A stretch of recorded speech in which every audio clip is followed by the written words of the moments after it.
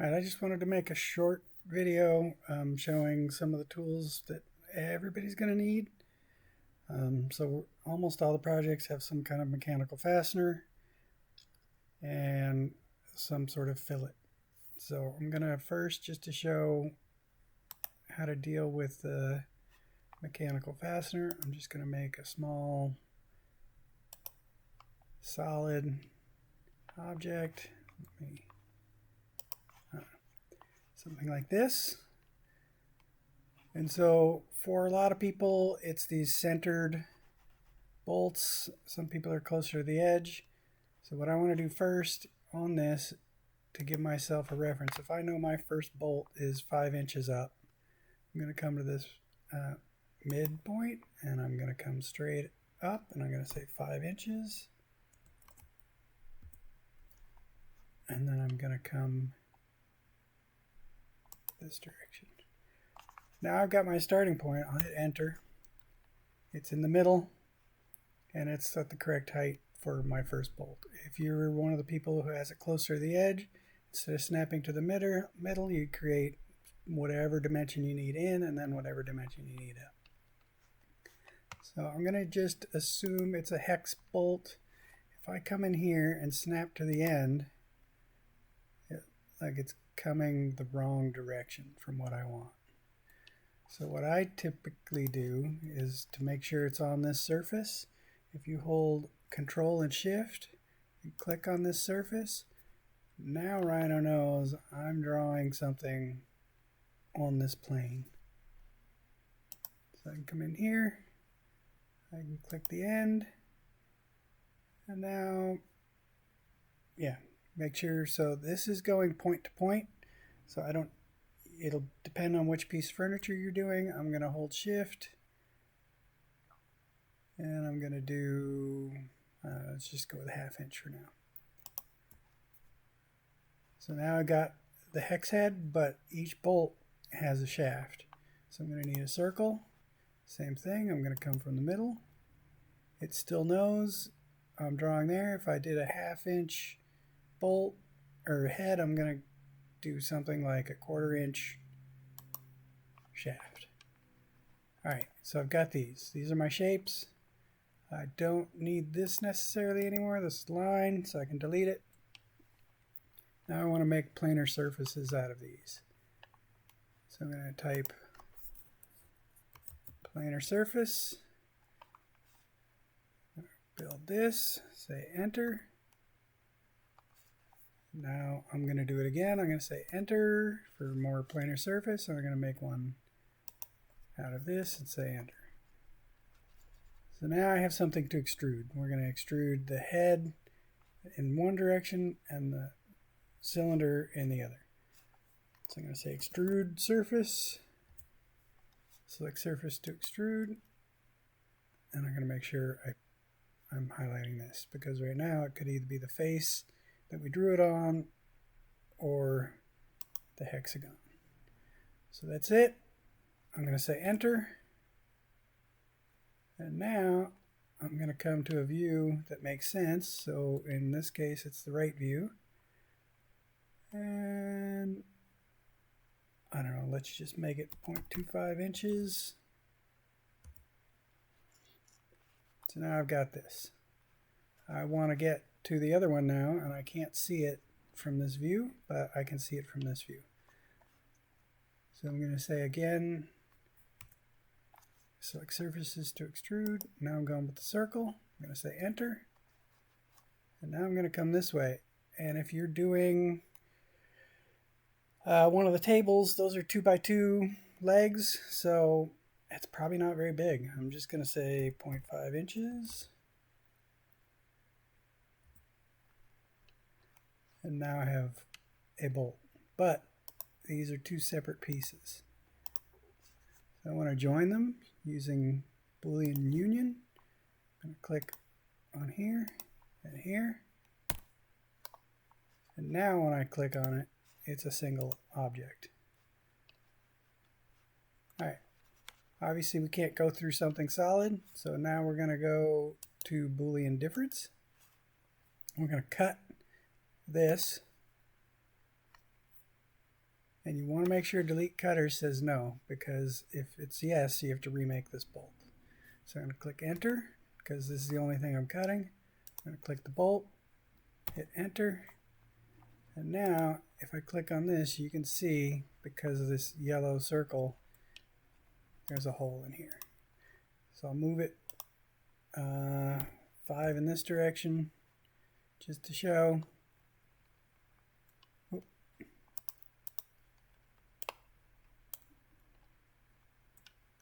That we've got that hole.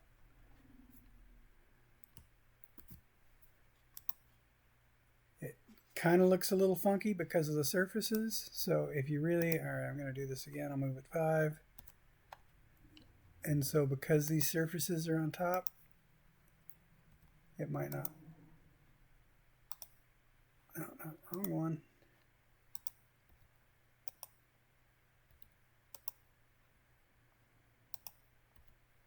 So now you can see it actually goes through. I'm going to move this back. I'm going to say -5, and we'll go right back where it was. All right, so that's it for making sure it's where you want it to be and making the difference part. Now I'm going to show the 2 different types of fillets you might want to use. So I'm going to show that leg just for fun. I'm going to come in here and I'm going to say 2 inches. I'm going to hold shift.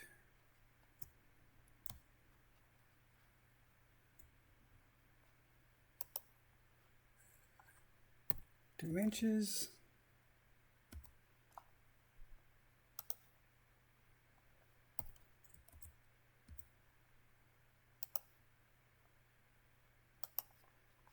All right, so I'm gonna copy this first. And if you start dragging it, you can see it says copy, tap Alt. So I'm just gonna drag it and tap Alt, and now I've got the original on a copy. So for this one, I'm just going to extrude the whole thing. And the real project, this is just a 1/8 inch thick piece with a nested piece. But for now, I'm just going to do planar surface. I'm going to click on this. And now I'm going to say extrude surface. Click here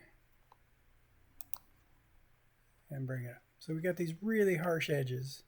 If I try and do fillet surface, which is you can either type or there's a shortcut here, and I pick this side and this side, and I set my radius. This is currently 1/8 of an inch. Say OK. What we left with is this weird because it's only doing these 2 faces. So this top still is a perfect square. So my preference is instead I do something called fillet edge. Oops, sorry. Let me hit escape.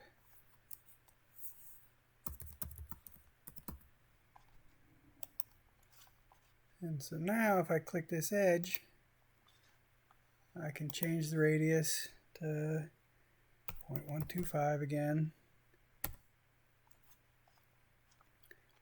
It's still stuck at 1 inch for some reason.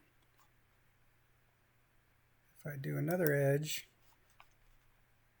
now that's correct. So I'm going to come back to this first one. I'm going to hold Control and uncheck it. But now if I hold shift, I can, or I don't even need to hold shift. I can just add that one, add this one, and now they're all the correct dimension. And you can see that when I'm done, I hit enter. And you can see I've got that curve and it's showing me a preview. I have to hit enter one more time, and now it makes the actual change. So I would suggest doing it that way. If you've got a 3D object. If you want to do it ahead of time, you can just apply it here, So again, I'm going to assume we're going to, remember, we've got a 1/8 inch thickness here. So I'm going to start by highlighting this, and then I'm going to come over here to fillet curves. I'm going to set my radius. And this time I'm going to do 1/16 just to show you the difference. You can decide which one is more appropriate. So now that I've set that, click one curve, click another. Hit enter, it'll repeat the command. One curve and another. Hit enter, one curve and another. One curve and another. Now, unfortunately, by doing that, I've got a bunch of separate lines. So I'm going to type join. I'm going to click one at a time. And I'm going to go around, and when I get all of my lines, it's going to automatically close. If I accidentally grab this, it's going to give me an error message and ask me to connect these, and then you're going to lose your fillet. All right, so I've got this. Now I can do an 1/8 inch offset.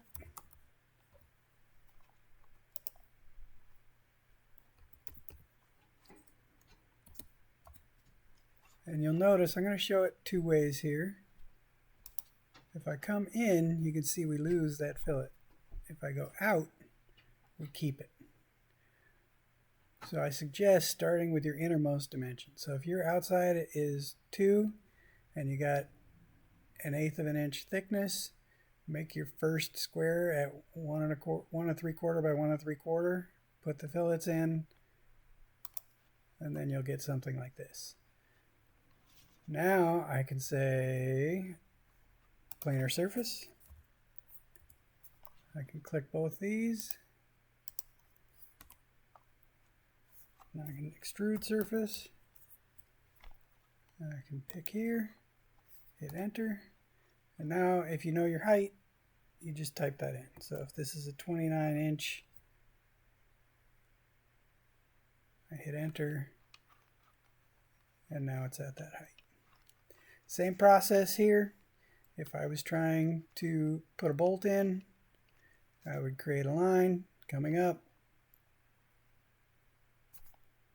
Make sure I hit Control Shift to select this face, and then I'd be drawing on that face.